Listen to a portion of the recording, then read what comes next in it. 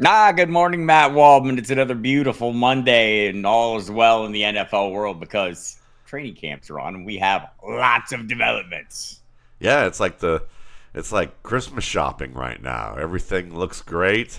Everybody's flooding the stores and coveting the things that they like that they saw advertised on TV and And slogging things to get yeah. attention. It's been fantastic. Also, I Yes. got my rookie scouting portfolio newsletter. You should all check your inboxes this morning. I'm sure you'll have one as well. What else is going on at the RSP right now, Matt? Yeah, I mean you get a Damon Claiborne early scouting report, some thoughts on some camp guys a little bit here and there, but RSP Dynasty rankings and projections subscribers should expect a first update probably no later than the 5th of August. I'm just going to tweak some things and go, and go from there. I'm going to give it a few more days of camp to include some injuries that unfortunately will probably happen at Oh, some point. why? That kind of thing. And get it out of the Ah, way. I'm trying to reverse the curse. seems so unnecessary. I Uncalled I'm for. just trying to reverse the curse, Bob, so that it'll happen. It won't You could happen. You can find all that great stuff at mattwaldman.com. You can also find Matt at Football Guys, where you'll find me as well. Footballguys.com. It's a website, rankings. Matt does great comments on his rankings. I don't. But Bob does the most extensive news piece that you will find anywhere. The Fantasy Notebook's available every weekend. Also, do my On the Hot Seat video released every Tuesday pretty soon. Starting, I'll be doing my Saturday live streams where it's just you, me, and your questions and me struggling to answer all of them. So it's fantastic and joyous occasion every Saturday. I love it. Also catch me on Sirius XM Fantasy Sports Radio every weeknight, 8 to 10 p.m. Eastern with Mike Dempsey. And enjoy the goodness. We got our training camp 2 days going on, so we get a couple beat writers each night to go around and we'll get a good fantasy guest. Matt Waldman's turn is coming soon. He should steal himself. Got an AMA coming on Wednesday at Football Guys too. That's Oh what I'm yeah. stealing myself for first. It'll be a good Is that the practice. Discord? That's Is the that the Discord? Discord. I Yeah. did mine last week. It was very fun. Okay. I think we got some Reddit AMAs coming up as well for everyone from the site. So watch out for those on the Reddit. I'm told that's a very popular hangout spot for all the kids. Let's see. Yep. Just gotta be careful about the guns and the drugs that are hanging around over there. But that's a good time. I'll not break mine out. All right. So let's dive into this Buffalo. A lot of discussion about the wide receiving core there. Maybe the most under discussed players shouldn't be Josh Palmer, the veteran formerly of the Chargers. He'll be among the top 3 target getters in Buffalo. Feel it or fuck it, man. I'm gonna say fuck it, but I think you got to keep your eyes peeled for him because I think it's going to be close based on the nature of the offense. The Bills, I think, really like to distribute the ball in this version of their scheme, and it's not lean on one guy. I think they looked at the film and decided that their philosophy was, I don't want to give Josh Allen a Stefon Diggs because he might fixate too much on that one guy instead of like going through his progressions and trying to find the open man as quick as possible. And the as good as Josh Allen is at creating, he also it's kind of a dual-edged sword with him. It's also where you can get the best defensive discounts, with him, making bad plays too. So Palmer fits into this whole idea of quick hitting routes, get him the ball, let him run after the catch, and occasionally still big enough to be able to win the ball in contested situations on selected routes. So I think that he's probably more likely to be competing for the number 4, number 5 spot, probably the number 3 or number 4 spot. He's going to be neck and neck with Keon Coleman. I think Coleman is better at contested situations. I also think he's a little better as a runner after the catch, but Palmer's probably and Coleman are still probably going to be behind Khalil Shakir and Dalton Kincaid. So it'll be enough to have fantasy, fantasy value as like a bye week option or a flex in larger leagues. But I'd say his ceiling is top 3 target getter rather than his floor, unless Shakir gets hurt. if you're out there running in the best ball streets, Josh Palmer's an excellent late pick. They made a significant investment. They paid him some, not like high end money, but real money. And of course, Keon Coleman, they made a significant investment in. And I know there was a lot of chatter about the initial day of training camp when Keon Coleman did not show up and Josh Palmer did. Day 2, Keon Coleman showed up and dominated, right? So, so don't get to this is where I remind you. Don't look down the drinking straw. Things that are one day are not the next, or the next, or maybe even 3 or 4 days in a row. This is a process. Keep it all in perspective with what you've seen all summer long or all off season long, and add to it. It's just think of them as data points, not individual events that shouldn't drive ADP any more than I should. So there you have it. I'm with you, Matt. I do think he's a great best ball play. I think Keon Coleman's a great best ball play. I think in redraft, I'm not that interested in either of them for the reason you said. Khalil Shakir is going to be the primary option there. He's the piece you should have in your redraft lineups. The others are just depth pieces or worse. Let's talk about your friend Dan Orlovsky. I know you love him. He loves attention, and he knows how to get it this time, saying it'll take years for Caleb Williams to learn Ben Johnson's timing passing game and unlearn a decade worth of bad habits, probably including painting his nails, according to Dan. No, I just made that part up. Feel it or fuck it, Dan Orlovsky. Fuck Dan Orlovsky's take. That's for sure. And I'll put it this way. He's right in that it will take years for Caleb Williams to learn Ben Johnson's passing game. He compared Jared Goff in that same way that it took years for Jared Goff to do that. But if you look at Jared Goff's production, 3 out of the 4 years that he was in Caleb and then Ben Johnson's offense, he had at least 4,400 yards and 29 touchdowns. Pretty good, QB starter production in fantasy.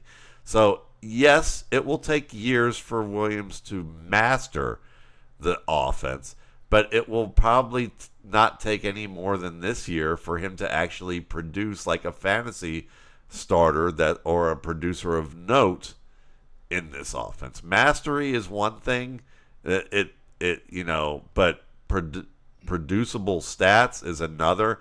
Williams was lost last year, and when Thomas Brown just triaged the offense to make it presentable and workable, Caleb Williams was a top 12 player for much of the rest of the way at the quarterback position. So really you have to understand that. And then when you talk about the decades worth of bad habits, I mean, listen, Dan Orlovsky was touting Caleb Williams just last year like crazy, but we forget about that. And they lean on that. You forget about that kind of stuff.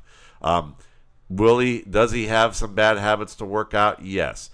Is quarterback analysis from the standpoint of what it takes to project development one of the worst forms and most unsuccessful forms of analysis out there? Fuck yes, it is. Because leaning on, when you start looking at quarterbacks and they have a small dip at the top of their drop and you emphasize some one mechanical issue, Dan Orlovsky probably would have been talking about how because Brett Favre brought the ball down to his knee, that he was never going to be a good timing passer if he did that. Brett Favre was doing that in his last year in Minnesota and still playing at a high level. So we can hyper-fixate on mechanics, and maybe it wouldn't have worked well for Dan at his level of play as a pro.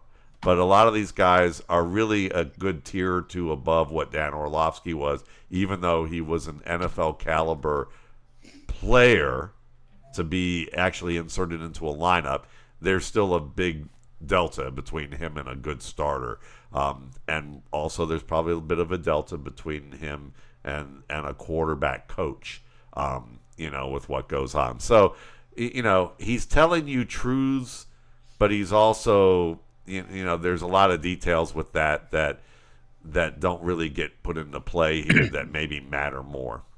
There's a delta between Matt Waldman and Dan Orlovsky, and it's attention. Matt's more interested in doing the job, and Dan needs attention because that's his job. I'll let you say that, but well, it is, but, and well, everything you said is correct. Also, Caleb Williams, with a shift of play callers last year, produced immediately 3 top 5 quarterback outings in fantasy, right? Yeah. When Shane Waldman was fired and Thomas Brown, not a renowned offensive mind, no disrespect to Thomas Brown. He's a MASH doctor. Right. He was called in the middle to patch up a botched surgery. So he got the most out of him. And here comes Ben Johnson following the guidelines we've seen in other quarterback resurrections. Let's fix the offensive line. Let's establish some things, running game. We'll probably see some things that make it a little easier for the quarterback to get along, and they'll cobble it together until Caleb Johnson is a finely honed, high-level quarterback. He's got all the talent. Everyone said that. So I don't care about Dan Orlovsky. He gets to say things, and I pay attention to him. I listen to Kyle Brandt, too, so that shows what I know. And listen, God. But, I mean, the other thing, too, is this. If you watched, I don't watch them, like, the minute they come out, but I'll every once in a while I'll turn on one of those, like, the Netflix quarterback special that they've done. And I tuned in to the first 2 episodes of the quarterback special this year, and Kirk Cousins moved to Atlanta, and certainly he didn't talk about that the foot was bothering him in either of those 2 episodes, and that it was impacting his velocity. You could just see that. But one of the things that he did talk about was how this offense had so many motions to it that it was very difficult to keep up with that and remember everything. And this is a guy who's had over a decade worth of experience as a starter. There's going to be a process here. Yeah, and so he delivered some productive weeks, but that was a big issue for him to master. And he was very concerned about it, and rightfully so. But Atlanta wasn't like, well, should we have him be our starter in week 1 with that? No, they were rolling with it, and I think process, people. Yeah, it's a process. It takes time, and everyone knows it's a process. Dan Orlovsky also knows this process, and the fact that he said this after a couple of bad days of training camp practices for the offense. Well, the question, maybe the question should be: will Dan Orlovsky figure out how to be a commentator on a national network and unlearn? I think he does. He knows. But does he have to unlearn a decade's worth of mistakes? To be it? I don't think so. Even though sometimes he puts his foot in his mouth. And I'd like to think I've learned. I think I'd like to think that I've learned from 2 years of mistakes and paying attention to Matt Waldman's view of Anthony Richardson. Okay, I was driving that bus. I blame myself. And by the way, shout out to Munchkin 420, like the name, on the Football Guys forums for noting our past discussions of Anthony Richardson there last night. Anthony Richardson will beat out Daniel Jones for the Colts job and can't feel it or fuck it, man. I'm feeling it, and I'm still going to drive that bus. If you want to get off, sit down in a seat, I'm still driving that bus until it goes off a cliff. Well, look, this is a simple circumstance, right? If Anthony Richardson wins this job, nothing has changed from Anthony Richardson. Like, the only thing that can likely happen is he can make some progress, as you would expect, right? Yeah. From more time on the field.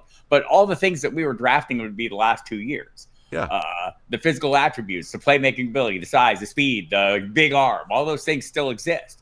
All those things got us some quarterback 1 outputs, like top 5 outputs in his first season, and some good games last year, a good game or 2 last year. Look, I'm not saying he's the best quarterback in the NFL. I'm saying it now is going as quarterback 29 in ADP, and my 3rd quarterback in best balls. If he wins this job, I'm going to get a cheap win or 2 this season if he has a couple of those big games again. And this just in, it's entirely possible with coaching and effort over time that he could actually improve in some of the areas where he needs to improve, like completion percentage. Maybe his receivers will help him more. Yeah. So right now for me, this is one of the best free square plays, and I'm assuming he's going to win the starting job too. The initial start seems good. The comments from the new owner, Jim Irsay's daughter this week were very positive. He still has time to prove himself, but prove himself he must. And if he does not, then there's a lot of people going to be looking for work this time early next year, including Chris Ballard, Shane Steichen, and probably Anthony Richardson. So they need to figure it out. Yeah, and I think it's a great point, and we have to understand that. I love the free square play because honestly, if you're in even a one quarterback league, and you've already taken your two, Yep. and you're at the end of the draft, and you're He's happy with your draft right there, Jesus, take that dude because. Yep. He could wind up giving you top 3 production at the position, even as a guy who has, quote, years of habits to unlearn. Bad habits to unlearn. Well, that's the problem. He doesn't. He has about a month of habits to unlearn. Yeah. That seems to be the bigger issue. Yeah, but still, I mean, that's the thing. Like, you look at this, and there's a lot going on there. If the offensive line plays better, if they get receivers in the lineup. They don't keep forcing A.D. Mitchell into the lineup when he's dropping balls, which he dropped a fair bit of them with Anthony Richardson last year. So did pretty much everybody else. You look at that and you realize that there's room for improvement with this offense across the board. And Daniel Jones is going to help Anthony Richardson, not just from the competition standpoint, but also being a part of the room. As long as he doesn't cultivate the Duke alumni mentality that my wife, who's a North Carolina alum, thinks all Duke people are like, and is like a selfish bastard who doesn't care about anybody. But if he's actually like what we would assume a good teammate is, and I bet he is, they will work well into the quarterback room to get ready with the scheme, and he'll get some good points on paper that Jones will probably be a good student of that will help Richardson. And Richardson sought out the help of Josh Allen last year and this offseason. And I think the fact that, getting good coaching is one thing, but also working with a player who's done the same thing as you and was as raw as a decision maker as Josh Allen often was early on in his career, there's some similarities to those guys. And so the fact that he saw someone take that next step and have similar problems probably gives him some confidence about how he should approach a plan of attack the way Allen did. So I think that this is going to help him, and I'm waiting until basically he really just crashes and burns completely. Right. Listen to what we're saying, people. It's free square play. You're not paying for it. It's costing you nothing to get the upside that he has demonstrated. He has to carry through on that. He has to get better. He has to show improvement. He has to win the job. All these things are unknowns that we're willing to gamble on for free. I'm not standing here telling you to draft him as your quarterback 4 or 5. I'm not telling you to draft him as a starting quarterback. Not telling you to draft him as a quarterback 2. Quarterback 3 for draft free. Draft him as the 18th or 19th player on your, on your list, or 20th.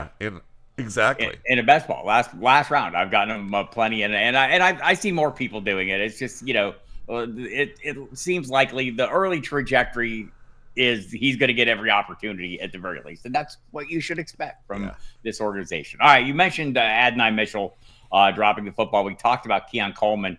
Are their drop issues the same? Feel it or fuck it? Fuck it. They're different. I think that Keon Coleman's drop issues tend to be focus related. They don't have to be. They're not technique related. And A.D. Mitchell's drops are more technique oriented, where he clap attacks the football, where you want to have your hands meet together and are to be together when you're extending your arms towards the ball. And he tends to have his arms apart, and that creates an opportunity to fight the football. And a lot of receivers do this in the league, but what happens is you see that the ones who are less reliable in terms of catch percentage, most of them are clap attackers. And that's a problem that you would say it's so fundamental that it should be coached out of you before you get even into the college game. But the problem is that a lot of these guys are exceptional. They're the quickest, fastest, strongest, biggest players on the field who they can thrive in spite of their mistakes, and then they get scholarships, and then they get starting opportunities, and they make big plays in the college game because they are that much better as athletes.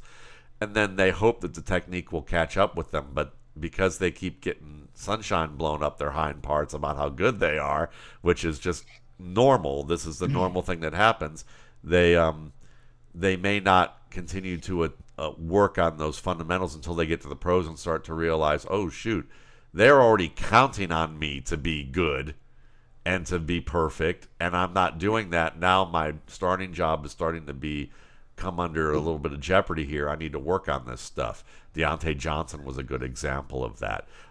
So A.D. Mitchell, I think, can turn the corner, but he's got to acknowledge the fact that this is part of the problem, and I don't think he's acknowledged that yet.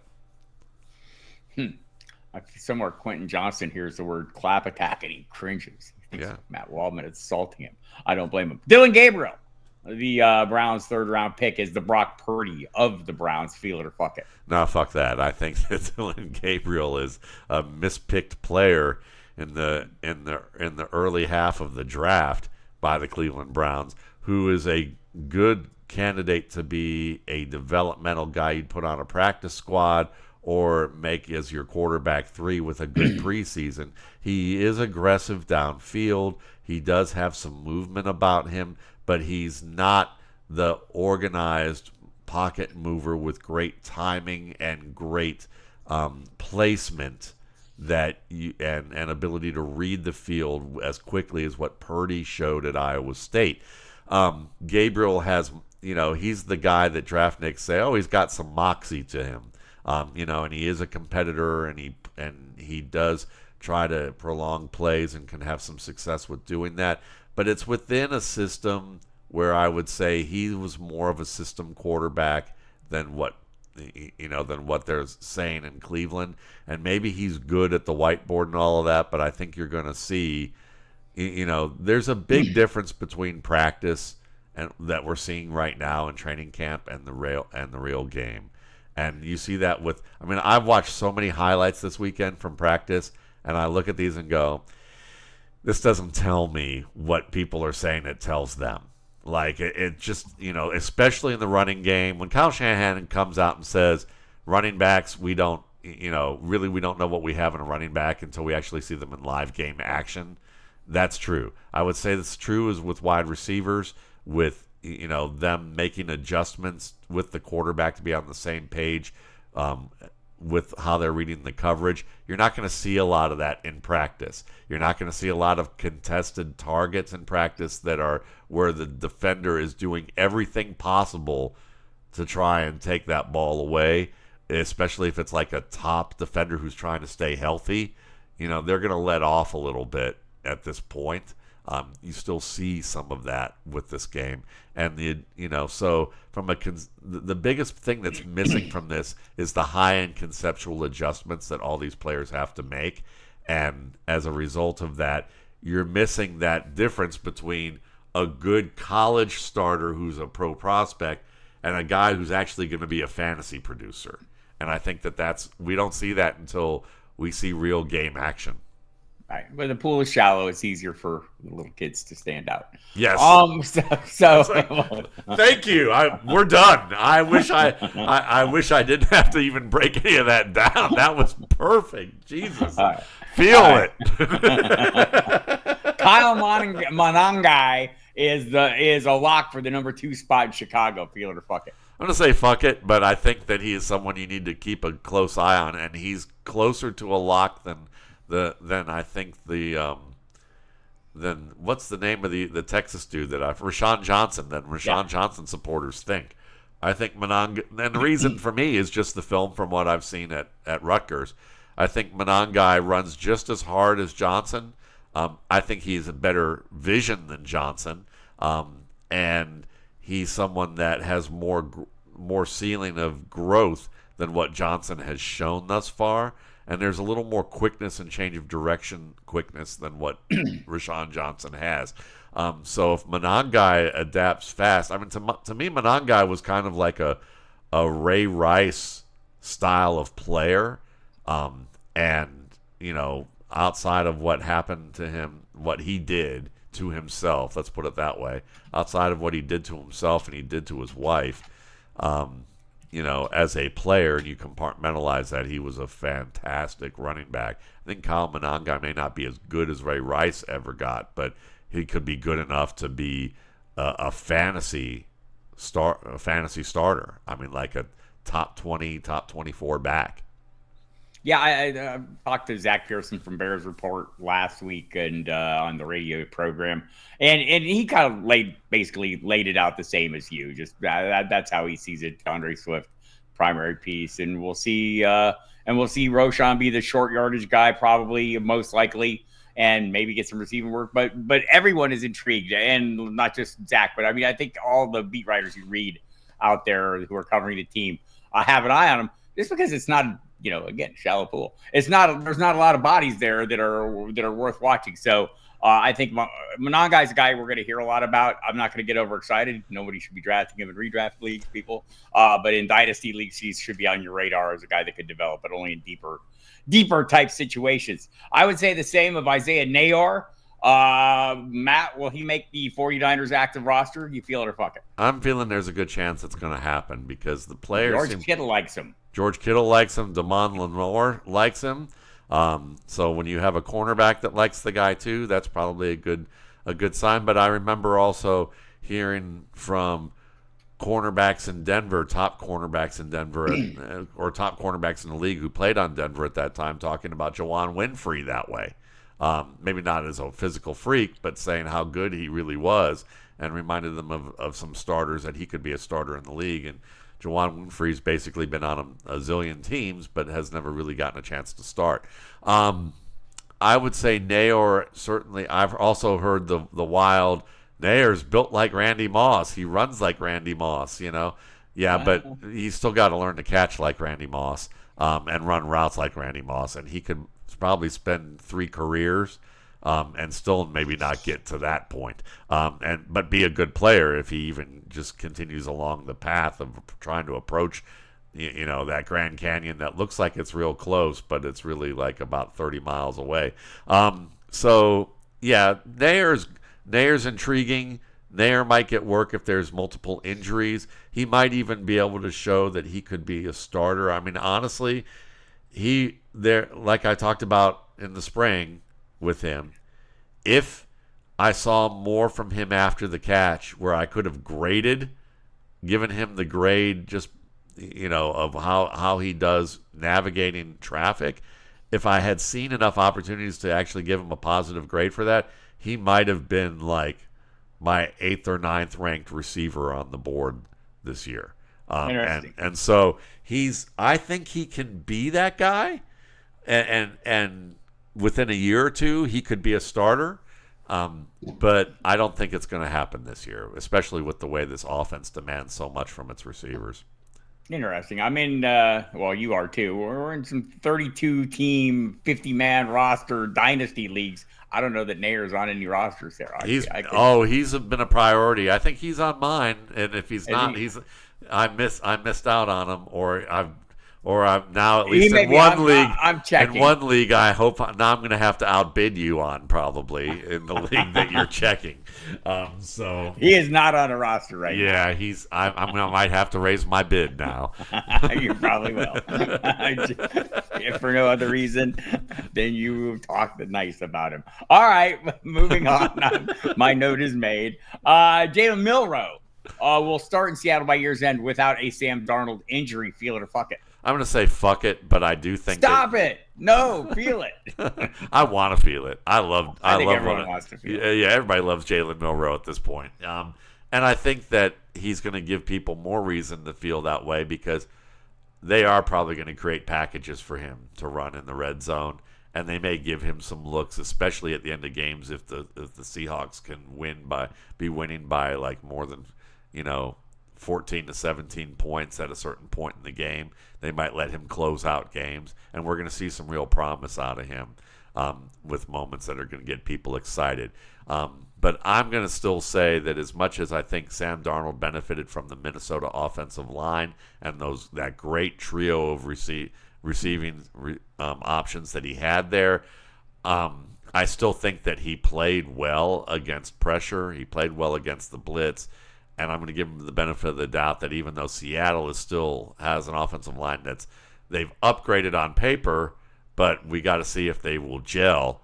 I think that even then, I still think Darnold's going to play well enough that he's not going to lose his job to Milroe. Interesting. I'm ambivalent. I feel like it's entirely possible Sam Darnold could lose his job at any time. But if we see last year's Sam Darnold, he's going to be perfectly fine. If that was not a totally a function of some of the things Matt said and a great Kevin O'Connell ecosystem for quarterbacks that seems to, get the best out of whoever's playing there. If they can replicate that to some degree in Seattle, it'll be perfect. Bob, I got to feel it or fuck it for you. Feel it or fuck it, Bob. Sam Darnold is actually just Josh Dobbs in disguise. Feel it. No. Josh's problem is he's only can be good for like 2 or 3 games at a time. Okay. Darnold can extend that. So no, I'm going to fuck that. Darnold can actually be good for an extended period according to last year. Okay. And we've seen them both in the O'Connell offense. So yeah, I've demonstrated and proven this hypothesis. Thank you, gentlemen. Nick Chubb getting a shot here, at least in training camp with Joe Mixon. Surprisingly on the PUP list. We were told that foot was just fine. That foot is not just fine. So he is on the non-football injury list, and that tells you something there. Nick Chubb signed recently, will be the AFC's comeback player of the year. Feel it or fuck it. I'm feeling it. I'm feeling anything about Nick Chubb that's positive, and I'm yeah, exactly. I am completely unreliable when it comes to Nick Chubb at this point in my career doing this, and I'm free to admit that. But there was a place where people were talking about Joe Mixon going, we might want to keep an eye on this. We learned from Christian McCaffrey last year. Yes. So yes, and I think that it is very possible. The Houston Texans don't have a great offensive line. Their run blocking unit was the worst in stuffs last year. But at the same time, Joe Mixon still played well. He did.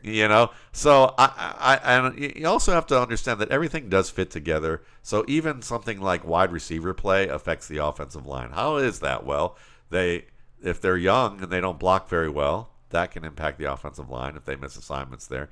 If they're missing assignments and adjustments with their quarterback, and their quarterback has to take sacks or throw the ball away or ends up throwing interceptions, there were fewer plays where the offensive line gets a chance to assert itself in the run game. There are more plays where the playbook is kind of cordoned off in a manner where the run game's not going to be as successful because opposing defenses know what's going to happen. And I think that the Texans, with their wide receivers getting hurt and having young players in or less experienced players in, that hurt them in a way that was a hidden pain for that offense, just as much as that their guards and their tackles were allowing stunts at a rate that was like way too high and forcing Stroud to deal with a constant stream of pressure.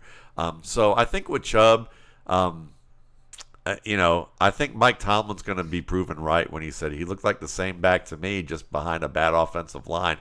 I think the difference between Cleveland and Houston is that Houston has better all-around skill talent, and they have a quarterback that they've established, and that's going to make a difference. And I think we're going to see Nick Chubb be an 1,100-yard back if Mixon doesn't get back within the first month and a half.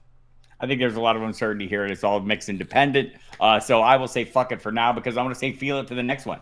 Stefon Diggs will be the AFC's comeback player of the year. Oh, fuck that, because I already talked about Nick Chubb. No, but certainly he could be a candidate. Kendrick Bourne certainly talked a lot about how he said they both had ACL tears, and it took him a full year of being on the field after the procedure to actually get back to normal. And he said that Diggs already looks like he's back to normal, and he invoked the Adrian Peterson, Santa Claus isn't real, but actually yes he is. He's in a Minnesota Vikings outfit, type of deal with him when he came back from his ACL very early. I'm still skeptical, but I may have to change that. So I just think that the amount of running and pounding from that, I'd rather take my chances on the running back who's 2 years removed from the injury as opposed to the wide receiver who's less than a year removed.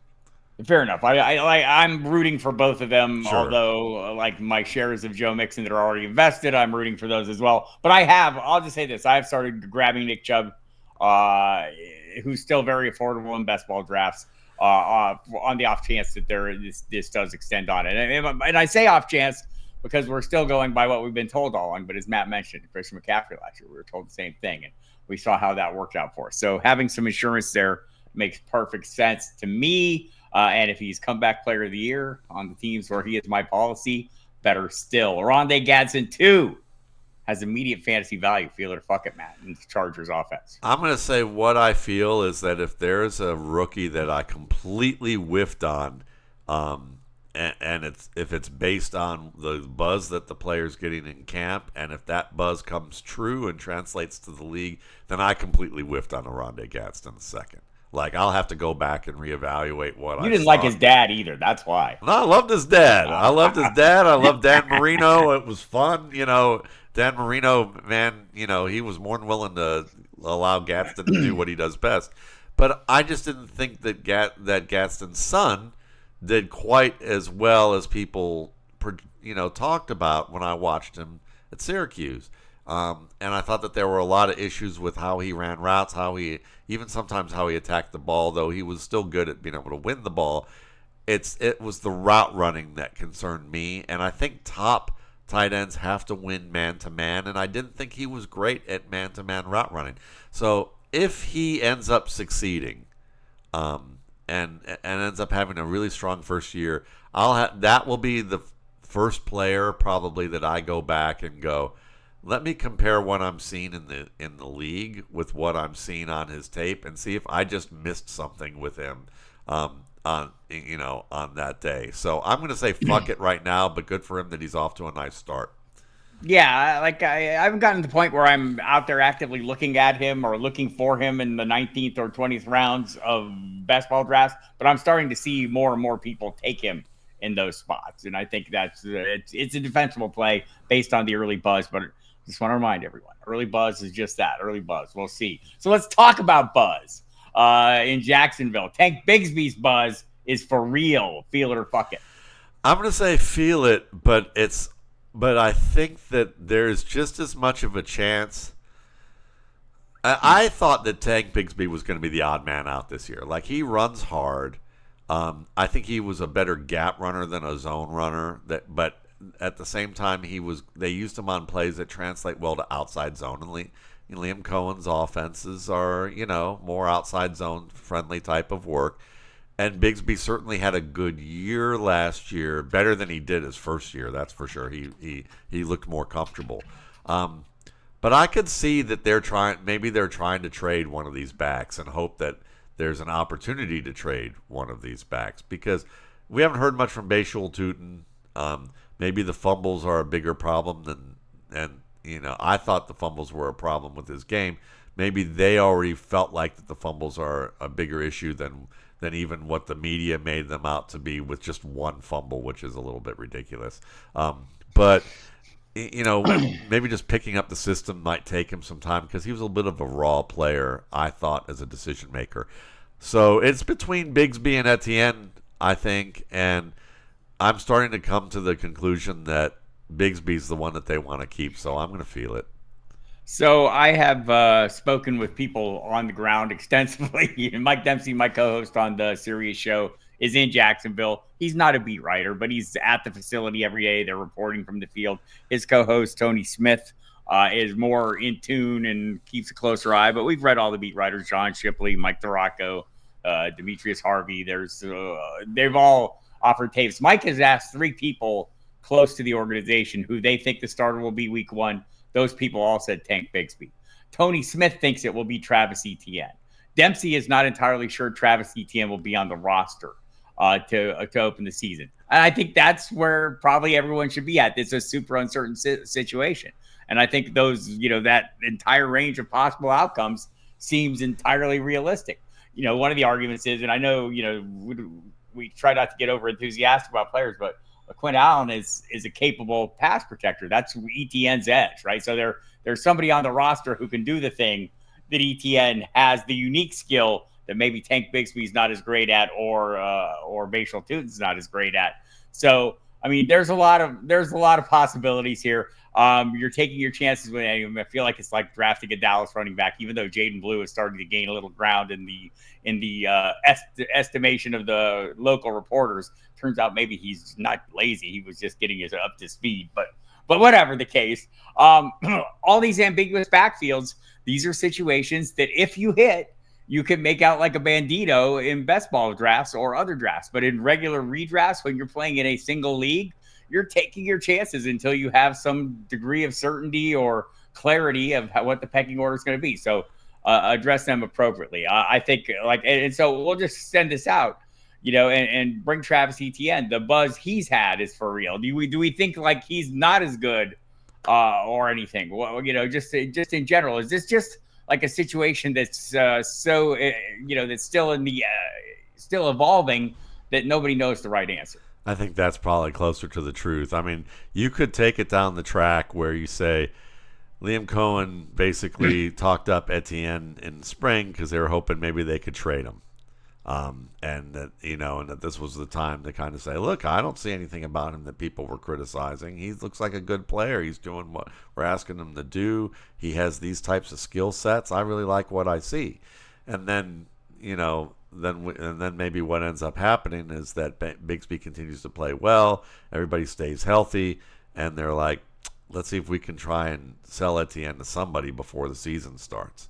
And if not, then maybe we do get rid of him. I would have to look at the cap friend, whether that's a cap friendly thing for them to do. Sounds like it is if the reporters are already reporting it. That's a possibility. But the thing about Etienne as a player is that he should be a great outside zone runner, but his decision making has always been kind of the iffier part of his game in terms of how to set up blocks. Reacting to unblocked, to certain types of situations where defenders come unblocked. He's not as expert at that as you would want from a starter. He can catch really well. He has great open field skills.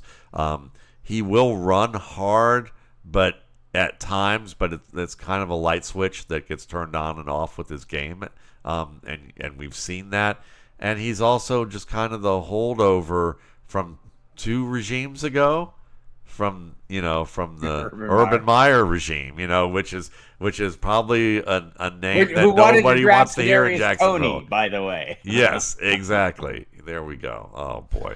So I liked Kadarius, but the off field, so did they. The attitude was not a good thing. So listen, Etienne, I guess we're gonna have to look at it and say he's that guy that we could be talking about 4 months from now and going, what do you mean they didn't want Travis Etienne? He's already got 400 yards in 3 weeks in Jacksonville, and Tank Bigsby's hurt, Right. But most likely, yeah, he's probably going to be a reserve this year for some team. Putting the fine point on it, ambiguous backfield's great in best ball, not the best thing in your redraft leagues. Yes. So first team reps, they are a big deal, apparently, according to everyone on my Twitter. In training camp. So do you agree with this? Feel it or fuck it. Training camp, first team reps are a big deal in training camp. They are for young players who are not projected to be starters, because what that usually means is that they are getting opportunities to show that they can be a part of the active roster.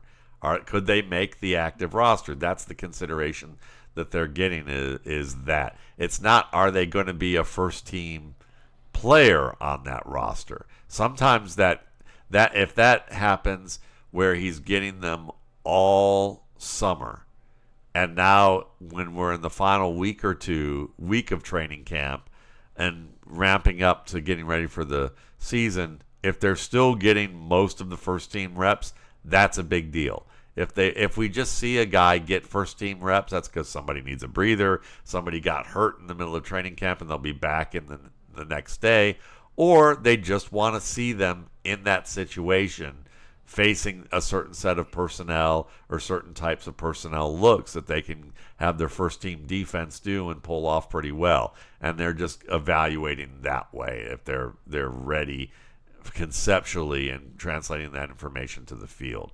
Or they just want to see how they look as an athlete against other athletes that they know well. So it's not as big of a deal as people are making it.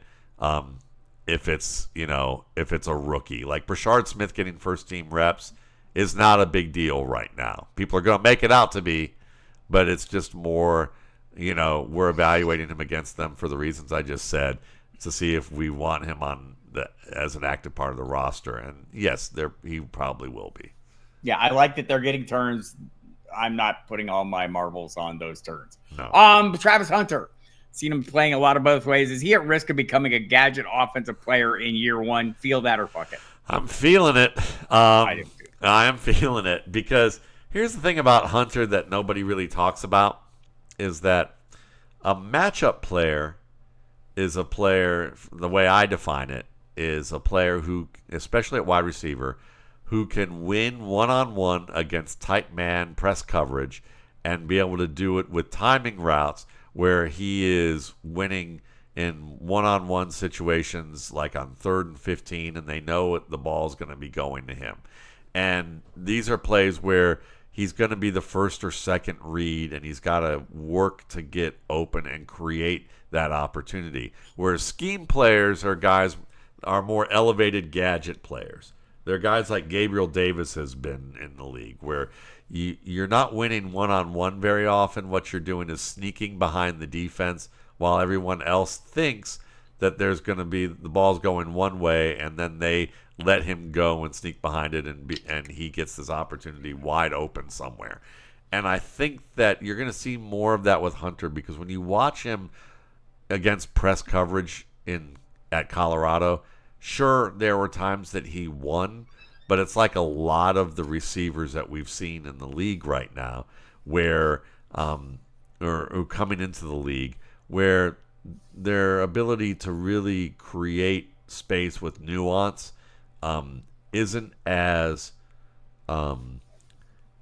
strong as people make it out to be. The results may have been good, but the process wasn't. He gets pinned a lot to the boundary by physical players, and you wouldn't expect that from a cornerback who's good at press coverage that also plays wide receiver. But it just shows you that just because you know how to do one thing doesn't mean you're good at the other. So Hunter, to me, with the splits that they're talking about, it's more likely that we're not going to see him be a 900 to 1,100 yard receiver right now unless something changes in camp at this stage.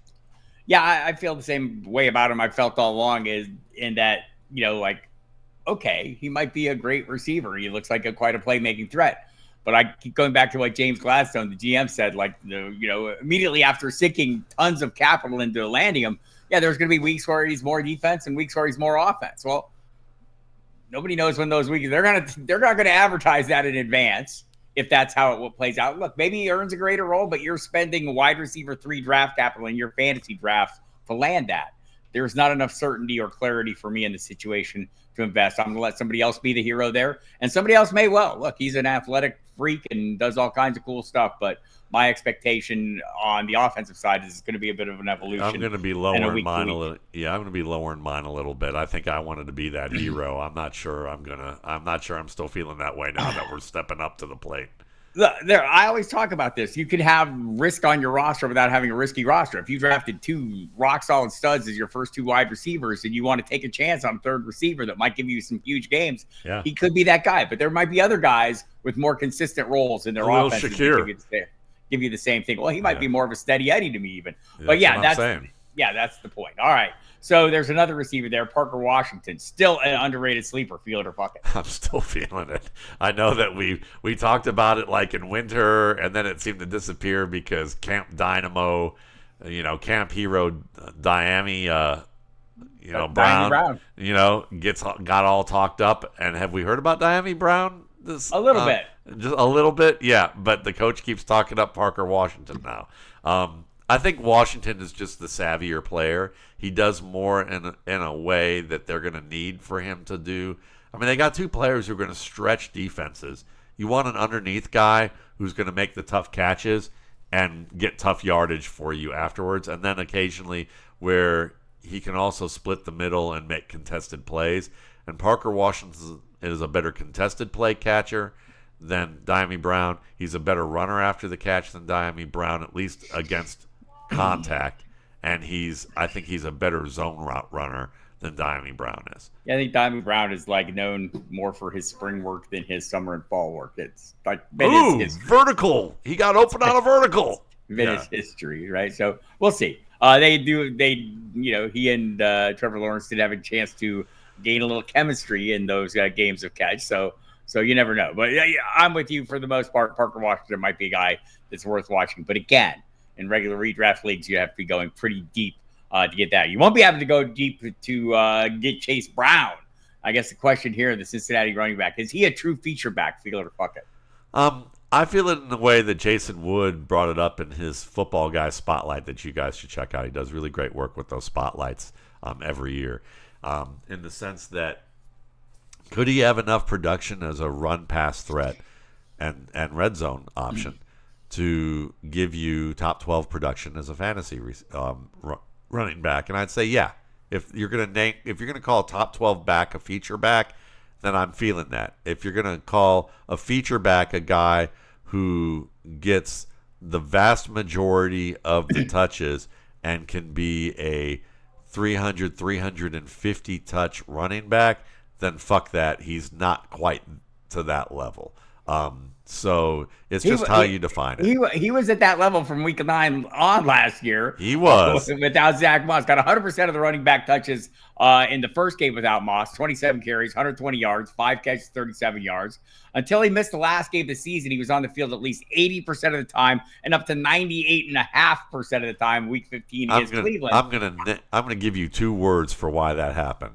Travion Williams, who is not an NFL caliber running back, and that's who they had left, didn't they? Well, that's fine. But if you're asking, if you ask me what an NFL feature back is, it's a guy who gets 80+% of his team's touches any given week and capably executes. Chase Brown, welcome to feature back land. Taj Brooks, he's gonna put a wet blanket on that shit right there. I knew it was coming. And by the way, Taj Brooks has looked good in his first couple of days of camp. But he is not Chase Brown yet. All right, Matt. That's it for this week's episode of Feel It or Fuck It. Hope you've all felt great and not fucked anything up. We'll continue this. We'll continue this operation next week. Same bat time, same bat channel, and same in the meantime, shoestring budget. Same shoestring budget. In the meantime, we'll be watching for more things to feel or fuck. Love you, Matt. Bye. Love you, Bob.